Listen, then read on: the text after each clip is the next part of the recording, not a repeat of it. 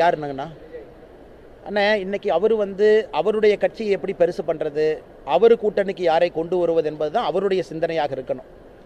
காங்கிரஸ் கூட்டணி தவறா, திமுக கூட்டணி தவறா, அதிமுக கூட்டணி தவறா, பாஜக கூட்டணி தவறான்னு அவர் இன்னொருத்தரை பற்றி குறை சொல்கிறத விட, அவர் மீது நம்பிக்கை இருந்தால் அவரை நம்பி தலைவர்கள் வருவார்கள் என்கின்ற நம்பிக்கையோடு விஜய் அவர்கள் பேசணும். அப்படித்தான் நான் பார்க்குறேன். அதனால் அரசியல் எப்பொழுதுமே மற்றவர்களுடைய பலவீனம் அப்படின்னு சொல்கிறத விட அவங்களுடைய பலத்தை பற்றி தான் பேசுவாங்க. ஆனால் நேற்று மதுரை மாநாட்டில் விஜய் அவர்களை பொறுத்தவரை மற்றவர்களுடைய பலவீனம் தான் சொன்னாங்களோ தவிர அவருடைய பலம் என்னன்னு சொல்லலையாங்கண்ணா. மக்கள் பலத்தை தான் பார்க்குறாங்க. எல்லாருக்குமே பலவீனம் இருக்கல. அரசியல் கட்சிகள் கூட்டணியில் எல்லோருக்குமே நேரக்குறைய மேலே கீழே இருக்கத்தான் செய்யும், எல்லா பக்கத்துலையுமே. திமுக கூட்டணி எடுத்துக்கங்க.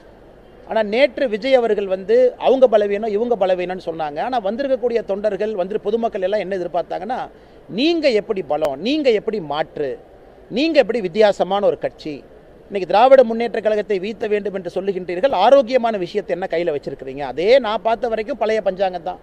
புதுசாக கட்சி ஆரம்பித்தா பிஜேபியை திட்டணும், பாயிண்ட் நம்பர் 1 டிக் பாக்ஸ் அடி. ஆளுங்கட்சியை திட்டணும், பாயிண்ட் நம்பர் 2 இன்னொரு டிக்கை போடு.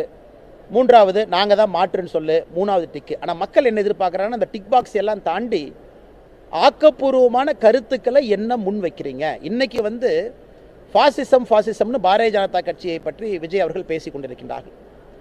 ஆனால் பாரதிய ஜனதா கட்சி தொடர்ச்சியாக இந்திய அளவில் தேர்தலில் வெற்றி பெற்று கொண்டு வந்தே இருக்கின்றோம். 2014 ஃபாசிசம் நாங்கள் ஜெயித்தோம், 2019 ஃபாசிசம் நாங்கள் ஜெயித்தோம், 2024 ஃபாசிசம் நாங்கள் ஜெயித்தோம். ஒரு மாநிலம் ஜெயிக்க முடியாத மாநிலம் ஒரிசா 2024 ஜெயித்தோம். அதனால் நம்முடைய தமிழக பொதுமக்களுக்கும் தெரியும், நம்முடைய சொந்தங்களுக்கும் தெரியும், அந்த பழைய பஞ்சாங்கத்தை அப்படியே அந்த பழைய டீ கடையில் ஆற்றிக்கிட்டே தான் இருக்காங்க. ஆனால் பாரதிய ஜனதா கட்சி